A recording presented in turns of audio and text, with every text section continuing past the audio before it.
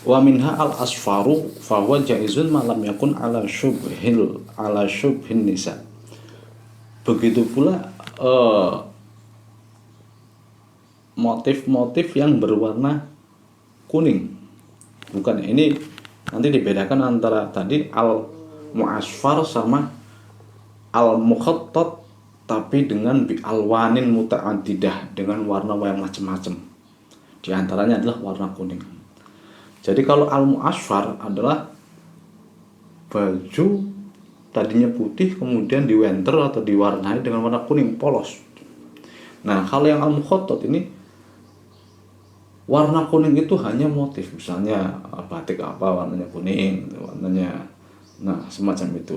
Ya fahuwa jaizatun malam yakun ala syubhil nisa. Maka semacam itu diperbolehkan selagi tidak menyamai atau tasyabuh dengan perempuan. Tapi ya tetap wa khairus siyab al bayad, tetapi baju yang terbaik adalah putih.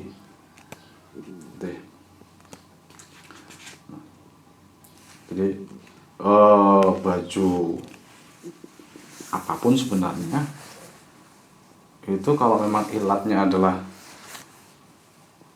tasyabuh dengan nisa, ya berarti baju apapun, warna apapun sebenarnya boleh. Mungkin di Arab kuning itu tasyabuh dengan nisa, tapi di Indonesia mungkin enggak. Itu juga di Arab zaman dulu, enggak tahu zaman sekarang. Nah, tuh.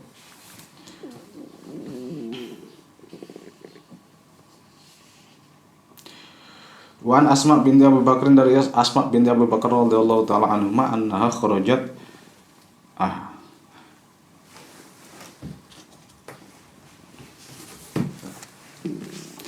Wan Asma binti Abu Bakar, dan dari Asma binti Abu Bakar annaha radhiyallahu taala anha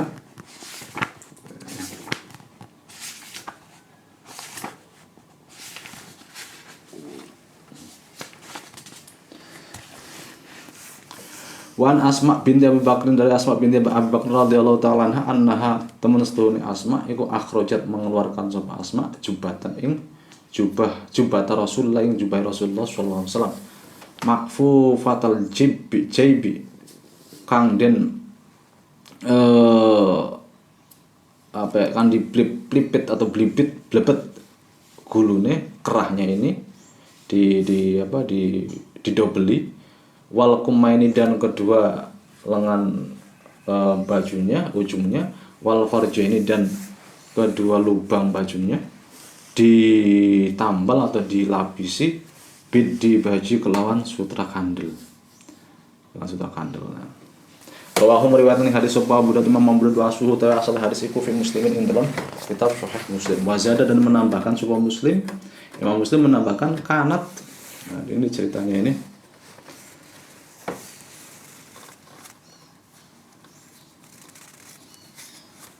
Asma binti Abu Bakar ini mendapatkan jubah tersebut dari Aisyah. Jadi tadi awal yang memegang atau yang menyimpan jubah Nabi itu adalah Aisyah, kemudian diberikan ke Asma. Kanat ada apa jubah ikut indah Aisyah ing dalam sanding Aisyah hatta qubidat, sehingga diberikan apa jubah faqabatuha, maka menerima sapa ingsun ing jubah, kata si Asma. Wa kana, dan ada sapa Nabi sallallahu alaihi wasallam iku yalbasuha, memakai sapa Nabi ing jubah. Fanahnu, maka utai kita iku nagsiluha, mencuci sapa kita ing jubah, lil madlu, karena orang sakit, yustasfa, kang dibuat obat apa biha jubah. Jadi ini adalah salah satu hadis yang menunjukkan tentang diperbolehkannya tabarruk di asari Rasul, tabarruk dengan peninggalan Rasul, Nabi. Nah, nanti disamakan pula tabarruk dengan peninggalan orang soleh. Wazada, dan menambahkan sapa Al-Bukhari fil Adabil Mufrad, in dalam kitab Adabul Mufrad ditambahkan wa kana yalbasu lil wafdi wal jum'ah. Wakan dan ada sapa Kanjeng Nabi kuyal basuha memakai sapa Kanjeng Nabi ing jubah lil wafdi karena apa nanti menyambut rombongan-rombongan wal jumati dan karena sholat Jumat. Jadi baju jubah itu kayak seolah-olah baju kebesaran Nabi yang hanya dipakai ketika momen-momen penting, momen-momen tertentu. Nah, saya jadi teringat tentang Mbak Yai sepuh di Lirboyo itu ketika sholat Jumat, sholat Jumat itu memakai jubah.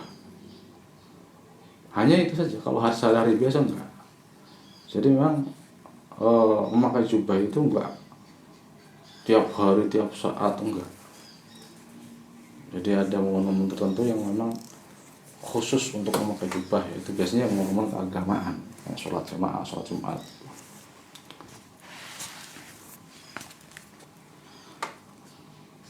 Al-hadis dhuhirud dilalah jiddan ala jawazi ja'lu atrafis saub maqfufatul bil harir.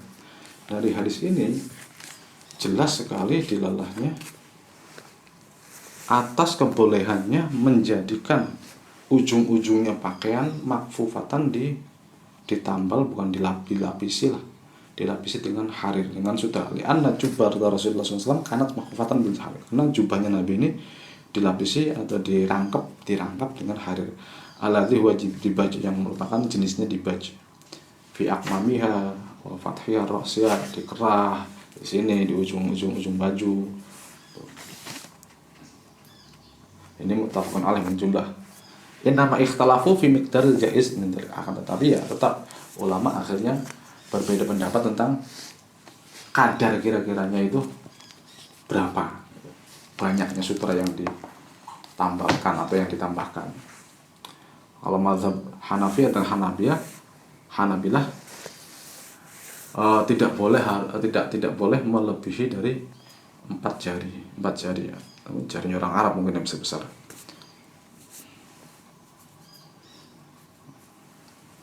Seperti keterangan sebelumnya.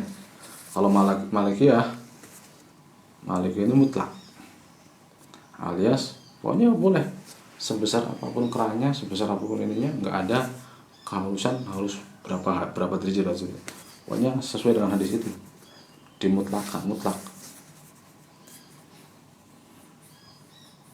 Kalau madzhab Syafi'iyah waqtar minhum madzhab Syafi'iyah. Kalau madzhab Syafi'iyah hampir mendekati Imam Malik, mendekati madzhab Malikiyah. Ya juzu tatrifu jawani bil thawb wa kafiha bil harir bi qadri adadil jariyah. Kalau Syafi'iyah ya sesuai adatnya lah. Adatnya bagaimana sih untuk menambal atau membuat ujung-ujung ikrah ini yang berlaku. Kalau tidak melebihi adat atau tidak sesuai dengan adat ya baru tidak haram. Wa yahrumu ma jawazal adat. Jadi disesuaikan dengan kebiasaan tempat tersebut dan waktu tersebut. Mungkin waktu dulu beda dengan waktu sekarang. Mungkin tempat di sana beda dengan tempat di sini. Disesuaikan dengan adat.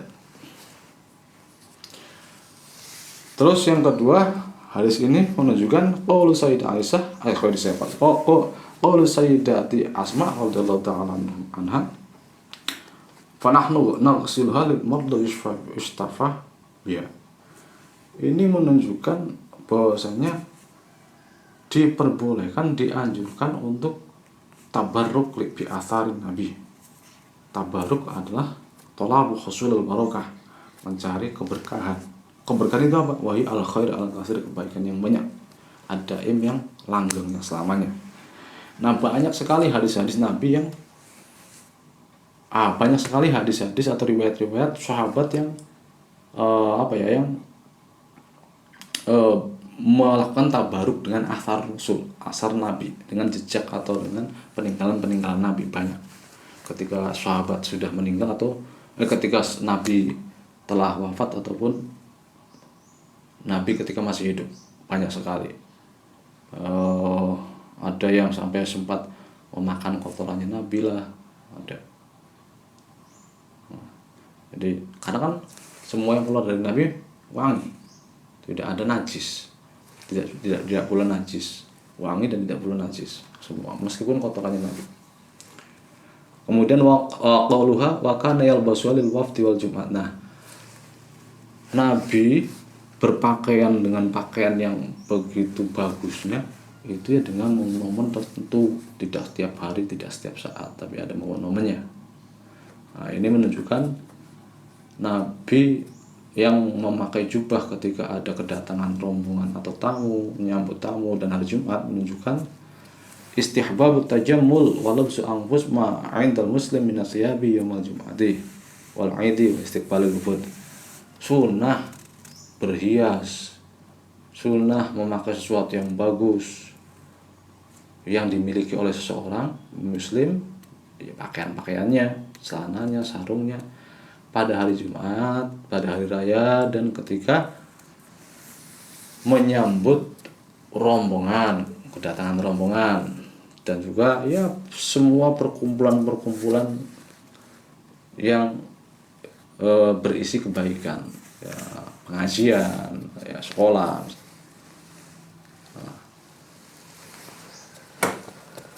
Kecuali momen-momen yang memang dimintakan untuk tawadhu atau untuk menampakkan kemiskinan atau kebutuhan atau menampakkan kekurangan kita seperti istisqa, itu kan kita harus memakai pakaian sehari-hari alias pakaian yang kita biasa gunakan untuk bekerja atau sholat kusuf atau sholat jenazah, sholat jenazah, pakaian biasa dianjurkan, bukan pakaian yang bukan jubah, bukan.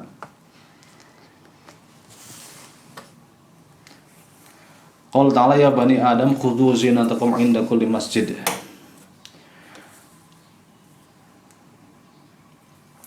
Wala hadis fi hadzal makna katsirah. Hadis-hadis semacam ini dengan makna semacam ini banyak sekali. Wa ya haddun minan nabi, ini adalah dorongan, motivasi dari Nabi ala tahsinil musalli Jumat, untuk orang yang sholat Jumat untuk berbuat atau memperindah diri, mempercantik diri atau menggantengkan diri kalau laki-laki lah.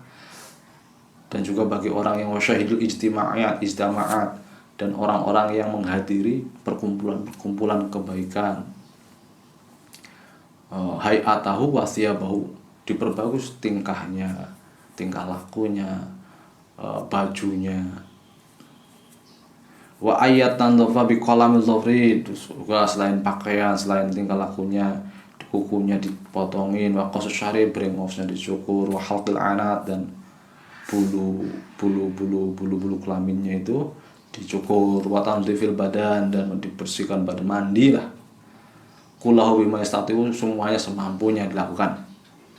Wa tatayyabu dan memakai wangi-wangian dengan apapun, dengan bau dengan wangian yang mudah didapat, bima yatasar min raihah thayyibah, li alla yakuna minhu ma yunafiru bi al-ijtima' al-mubarakah, supaya dia tidak dijauhi, dia tidak menjadi pusat perhatian lah karena bau.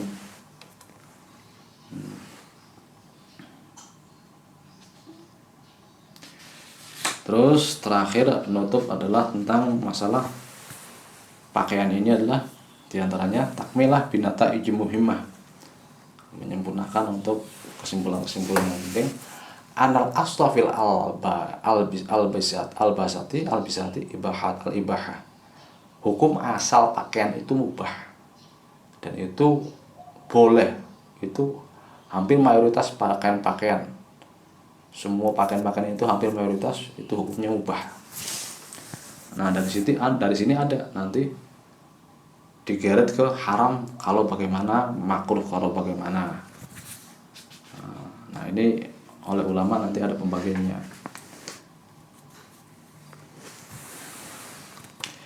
Anna tahsina siyab mustahsanun syar'an, memperbagusi baju pakaian, kita berpenampilan bagus dengan pakaian yang bagus, itu dianggap istihsan, dianggap bagus secara syariat, alias ya sesuai dengan tujuan kita apa? Tujuan kita untuk supaya orang lain tenang atau orang lain senang melihatnya, ya bagus sih, mendapat pahala. Tapi kalau tujuannya beda, tujuannya kalau pengen pamer ya beda lagi. Nah, makanya di sini tahsinu siyab mustahsanun, memperbagusi atau mempercantik pakaian atau memperindah apa yang kita kenakan, baju itu dianggap bagus, dianggap sunnah itu dengan syarat bisyarti Allah yaktarina bi amrin ghairi masyru'in, dengan syarat tidak disertai dengan hal-hal yang dilarang syariat, ya tadi kayak sombong, pamer. Itu kalau disertai itu ya enggak sunnah lagi, malah haram bisa mungkin. Wa hunaka siyabun muharramatun syar'an, ada di situ juga dalam syariat juga ada pakaian yang diharamkan secara syariat. Nah, keharaman ini ya dilihat-lihat, keharaman dilihat-lihat kondisinya. Ada yang umum laki-laki dan atau perempuan, ada yang khusus bagi laki-laki, ada yang haramnya karena ilat, karena alasan yang baru datang. Nah, keharaman yang umum bagi laki-laki dan perempuan adalah pakaian yang bagaimana? Yaitu mithlu asyab al-musawwir al-musawwar 'alaiha tasawwiru ahya'in kamilatin. Yaitu pakaian-pakaian yang digambar dengan gambar-gambar makhluk hidup yang sempurna. Wal maghsubah, jadi pakaian yang gambarnya makhluk hidup, entah orang, entah hewan. Wal maghsubah, memakai pakaian yang digosok. Ya banyak lah contohnya, misalnya pinjam sejadahnya teman tapi pinjam kok nggak ngomong-ngomong yang gosok berarti. Atau masruqah, pakaian yang curian, wanafiha. Nah, itu kan sejatinya memakai sejadah itu kan boleh-boleh saja, cuma karena sejadahnya sejadah colongan, sejadah gosoban, ya akhirnya haram. Wa kadzal summa yashfi 'alal aurat, begitu pula memakai baju pakaian yang bisa membuka aurat. Bukan pakai baju tapi kok auratnya kemana-mana, haram. Tapi sekarang bagaimana? Sekarang lagi musim, bajunya ketat, bajunya ketat, sampai memperlihatkan bentuk-bentuk tubuhnya. Itu bagaimana? Fa'in kana yasturuha lakin yasifu hajmiha hatta yura syaklul udhi fa innahu makruhun. Kalau dia memang bajunya sudah menutupi auratnya, akan tetapi bajunya tersebut mampu memperlihatkan bentuk tubuhnya, maka fa innahu makruhun, maka ini makruh. Begitu pula memakai pakaian baju-baju yang syadz, yang tidak benar, yang tidak sesuai dengan mukhalifan li adatin nas, yang tidak sesuai dengan kebiasaan manusia.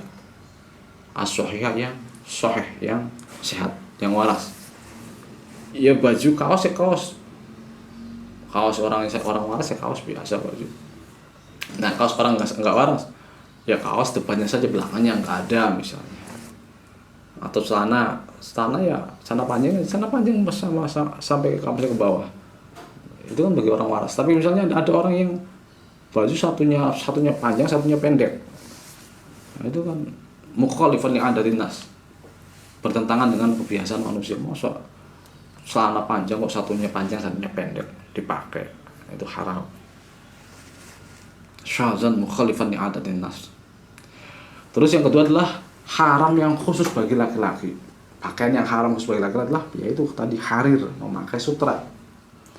Wa kaza azhab, begitu pula emas ala rijal bagi laki-laki. Meskipun bagi perempuan keduanya harir dan zahab adalah halal. Dan yang ketiga adalah haram karena ilat yang baru datang, karena alasan yang kemudian baru datang. Jadi sebelum ada ilat ini, baju itu boleh. Tapi ketika ada ilat ini, akhirnya baju itu diharamkan. Contohnya adalah tahrimu lubsil mukhil ala rijal fi ihramihi bil hajj, memakai pakaian yang ada jahitannya bagi laki-laki ketika ihram haji. Nah, kalau nggak ada ihram kan pakai pakaian jahit kayak gini itu nggak apa-apa. Tapi karena berhubung ada ihram, ada ilat ihram, akhirnya dilarang. Ihram haji atau umrah. Wa minu tahrimu thiyab al-khassa bin nisa fi ziha aw launiha 'ala rijal. Begitu pula memakai baju yang memang sudah dikhususkan bagi perempuan terus dipakai oleh laki-laki, baik warnanya maupun modelnya itu khusus bagi perempuan, tapi kok dipakai laki-laki itu haram. Nah, ilatnya apa? Tasyabbuh bin nisa. Wa kaza tahrimu zayyi al-khas bi rijal 'ala nisa. Begitu pula sebaliknya. Baju itu sudah khusus dibentuk, diciptakan, dibuat untuk laki-laki, kok dipakai perempuan, ya haram. Haram. Wa kaza tahrimu zayyi al-khas bi rijal 'ala nisa. Wa tahrimu zayyi al-khas bi nisa 'ala rijal. Kebalikannya juga. Sebalik-balik. Terus juga wa minu tahrimu tasyabbuh bil kufar, memakai sesuatu yang tasyabbuh, yang menyerupai dengan pakaian atau aksesorisnya orang non muslim. Nah, tadi kemarin yang kemarin seperti yang tadi saya sampaikan, yang maksud tasyabbuh itu adalah pakaian itu khusus digunakan oleh orang kafir dan tidak digunakan oleh orang-orang di luar orang kafir. Nah, tapi kalau orang kafir memakai, orang non kafir juga memakai, orang lain juga memakai, berarti itu bukan pakaian yang khusus orang kafir, bukan tasyabbuh bil kufar, karena sama-sama memakai. Nah, ini pakaian yang khusus dipakai oleh orang kafir kemudian kita pakai. Nah, itu namanya tasyabbuh bil kufar. Di antara lagi adalah yang haram adalah apa? Tadi yang masalah apa? Memakai pakaian di atas di atas mata kaki itu.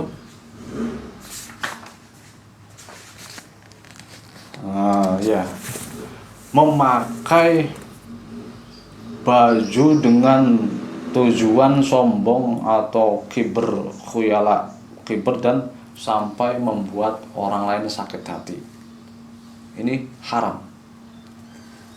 Nah, dalam masalah ini, dalam masalah memakai baju dengan tujuan sombong, ini ada sebuah hadis tentang masalah isbal.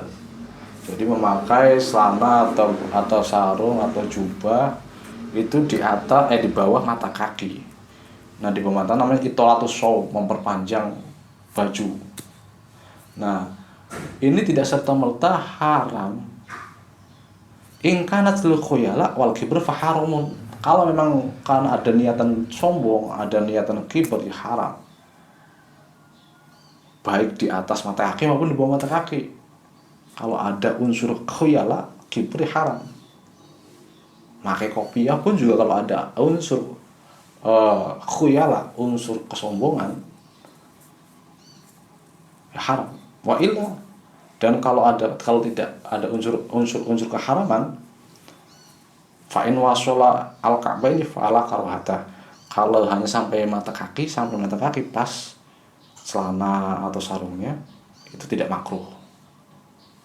Fa'in zada atul li asfala minhuma bila khuyala wala kibr fa makruhun karohatan tanzih. Kalau memang di bawah mata kaki, ke bawah sampai ke bawah bajunya, celananya, sarungnya, tapi tanpa ada unsur khuyala, tanpa ada rasa sombong, maka hukumnya makruh tanzih. Nah, makruh tanzih. Ini ada juga. Kenapa kok harus khuyala? Karena kan hadisnya Sayyidina Abu Bakar itu kan pernah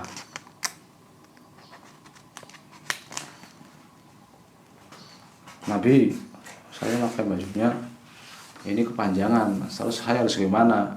Harus saya cincin, harus saya angkat bajunya atau gimana? Nabi kan, udah nggak usah, karena kamu itu bukan orang yang tipikal sombong, jadi nggak apa-apa. Nabi semacam itu. Abu Bakar ya, kalau nggak salah. Mana ya? Nah, itulah. Harus ada khuyala, itu adalah hadis dalam Sahih ini, man jarra thawbahu khuyala lam yanzurillahu ilaihi yaumil qiyamah. Orang yang menarik, menyeret, menyeret bajunya karena sombong, ini bajunya panjang diseret-seret dengan tujuan ada khuyala, ada kesombongan, Allah tidak akan memandangnya, melihatnya pada hari kiamat nanti. Nah, di sini hadis ini dikoyidi, diberikan batasan, batasan dengan khuyala, koyid khuyala. Ya, inilah yang dikehendaki dari hadis Sahih Bukhari, ma asfala minal ka'baini minal izar fafinnar. Baju yang lebih bawah atau ke bawah dari 2 mata kaki itu masuk neraka. Ini yang dimaksud adalah manjar sabau khuyala lam yanzurillahi ila yaumil qiyamah. Lam yanzurillahu ilaihi yaumil qiyamah.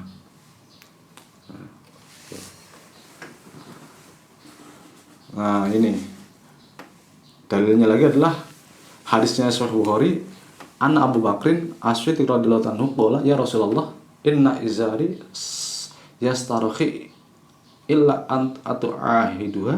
atu'ahiduhu ya Rasulullah, ini sarung saya melorot atau sampai nyeret ke tanah, apa saya harus menjaganya diangkat sedikit. Qala lahu Rasulullah, Rasul berkata sama Abu Bakar, innaka lasta mimman yasna'uhu khuyala. Kamu enggak termasuk orang yang berbuat kesombongan, melakukan hal itu karena sombong, bukan. Artinya biarin saja, enggak apa-apa. Kemudian ada kesunahan memakai baju ya dengan misalnya memakai baju ya tangan kanan dulu. Apa yusanu filupsi atayamun, kanan dulu. Ai albatu bil yamin, mulai dengan kanan seperti dalam masalah taharah. Kemudian melepasnya kiri dulu, wa fi naz'i albatu bishimal, kalau melepas kiri dulu. Kemudian ketika memakai ya disunahkan zikir bismillah, baca bismillah, dan doa-doa yang lainnya lah yang memang warid, yang memang ada dari Nabi.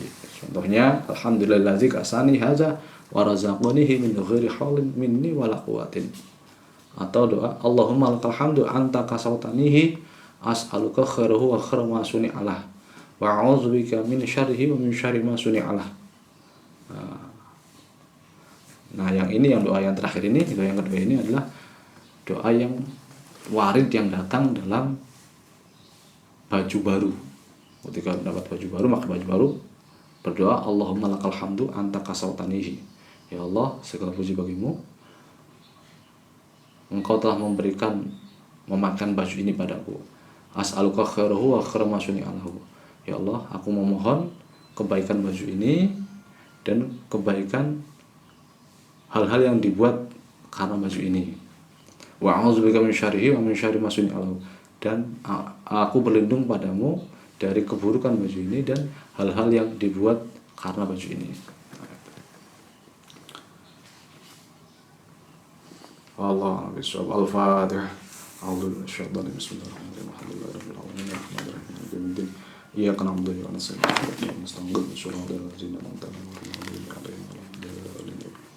Assalamualaikum warahmatullahi wabarakatuh.